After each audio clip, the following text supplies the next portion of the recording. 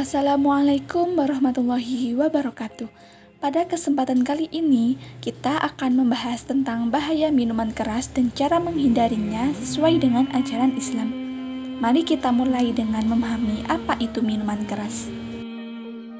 Minuman keras atau dalam bahasa Arab disebut khamr adalah segala jenis minuman yang dapat memabukkan dan menghilangkan akal sehat seseorang.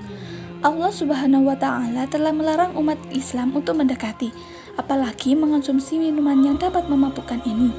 Dalam Al-Quran, Allah Subhanahu wa Ta'ala berfirman dalam surat Al-Ma'idah ayat 90 yang artinya, "Hai orang-orang yang beriman, sesungguhnya meminum khamr, berjudi, berkorban untuk berhala, mengundi nasib dengan panah adalah termasuk perbuatan keji, termasuk perbuatan setan.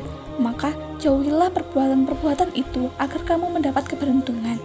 Minuman keras diharamkan ini karena sifatnya yang dapat merusak akal manusia dan mendorong kepada berbagai perbuatan dosa.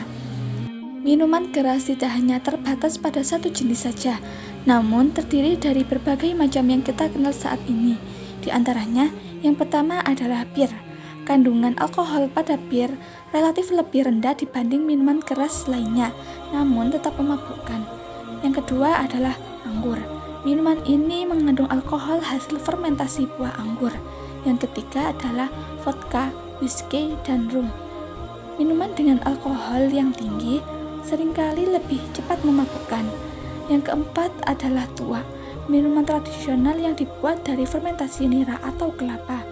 Jenis apapun selama mengandung alkohol yang dapat memabukkan, maka termasuk dalam kategori yang diharamkan oleh Islam. Minuman keras memiliki banyak dampak negatif, baik bagi individu maupun masyarakat. Berikut beberapa di antaranya yaitu, yang pertama, merusak akal dan pikiran. Seseorang yang mabuk akan kehilangan kendali atas akal sehatnya. Ini bisa berujung pada tindakan yang membahayakan dirinya sendiri ataupun orang lain. Yang kedua yaitu kesehatan fisik yang menurun. Konsumsi alkohol dalam jangka yang panjang dapat merusak organ-organ penting seperti hati, otak, dan jantung. Yang ketiga yaitu menghancurkan kehidupan sosial dan keluarga. Alkohol seringkali menyebabkan konflik dalam keluarga, seperti perceraian dan kekerasan dalam rumah tangga. Yang keempat yaitu mendorong tindakan kriminal. Banyak tindakan kriminal seperti kekerasan dan pelecehan dipicu oleh pengaruh alkohol. Sesuai dengan hadis Nabi Muhammad SAW, segala yang memabukkan adalah khamr dan segala khamr adalah haram. Hadis riwayat Muslim. Dolewak.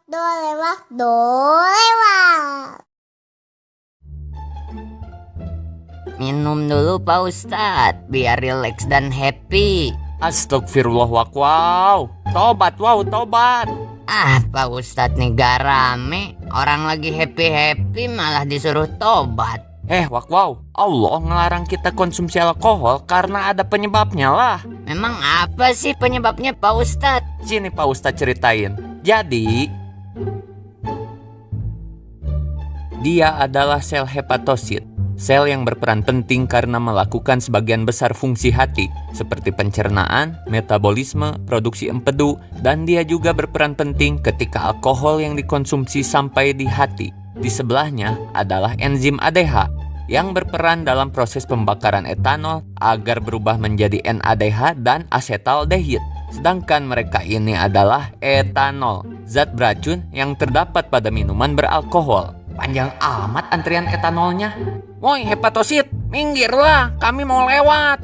Enggak, kalian gak boleh lewat karena kalian ini sangat beracun untuk tubuh ini. Enzim ADH, apa kamu udah siap? Ready bos, lanjut bakar mereka semua. Siap bos. Wahai api penyucian NAD+, bakarlah etanol yang berusaha meracuni tubuh ini. Wah, panas.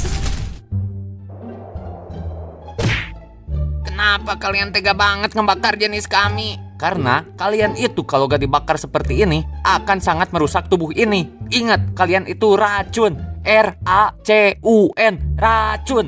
Tapi kan gak ada tapi-tapian. Sel hepatosit, bawa bangkai etanol yang sudah berubah menjadi asetaldehid ini ke mitokondria kalian. Siap bro. Ini adalah mitokondria yang ada di dalam sel dan berperan penting dalam pembentukan tenaga dari setiap sel. Asetaldehid yang dibawa ke mitokondria akan dirubah lagi menjadi asetat dengan bantuan enzim ALDH, dan asetat akan dioper ke pembuluh darah. Gimana nih bos? Etanolnya gak habis-habis. Kita udah kewalahan bos. Iya, aku juga udah kewalahan. Bentar, aku komunikasi dulu sama Komandan Hati. Komandan, lapor Komandan. Iya, ada apa sel hepatosit? Ampun Komandan, ampun. Ini etanol gak habis-habis. Kami udah kewalahan Komandan. Bantu kami Komandan. Oke, tunggu sebentar ya. Aku bantu sebisa aku. Bung, lambung.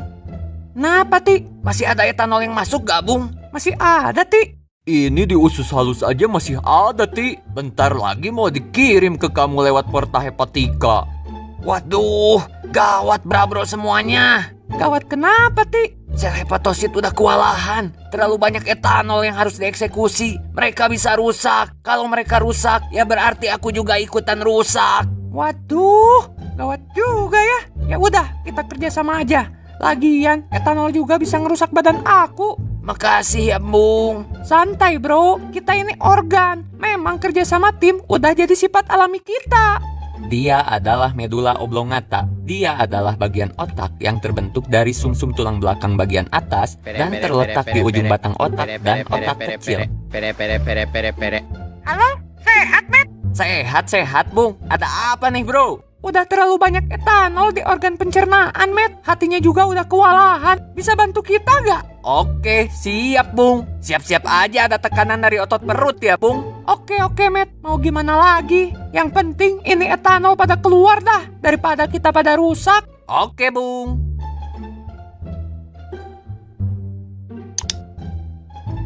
Jadi gitu ceritanya, Wakwau. Bentar Pak Ustadz. Tuh kan muntah, tandanya tubuh kamu nolak minuman keras karena itu beracun. Mending cepetan tobat aja deh daripada mati konyol.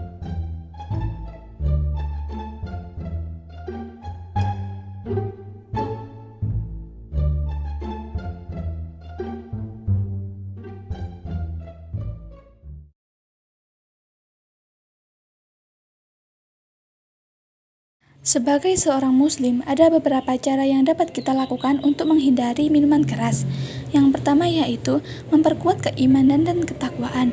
Dengan memperdalam keimanan kita kepada Allah, kita akan lebih mudah menghindari godaan dari hal-hal yang diharamkan termasuk minuman keras.